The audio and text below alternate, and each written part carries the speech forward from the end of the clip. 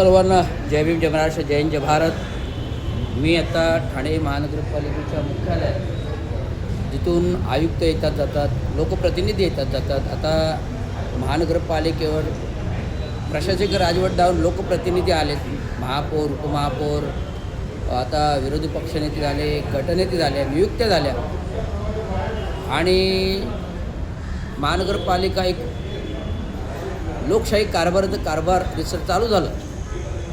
तुम्हाला माहीत आहे की या ठाणे महानगरपालिकेवरचं एक मोठं योगदान जर कोणाचं राहिलं असेल तर दिवंगत कामगार नेते चांगू शिंदे यांचं. आणि ह्या दिवंगत कामगार नेते चांगू शिंदे यांचं योगदान पाहता ग्रामपंचायत, नगरपरिषद, नगरपालिका ते महानगरपालिकापर्यंत, नगरपालिका 1971मध्ये त्यांचे स्वतःचे 2 नगरसेवक होते अपक्ष.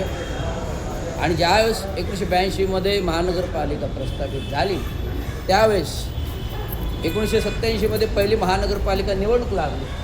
त्याच्यामध्ये आधी शिवसेनेची सत्ता नगराध्यक्ष असताना होती.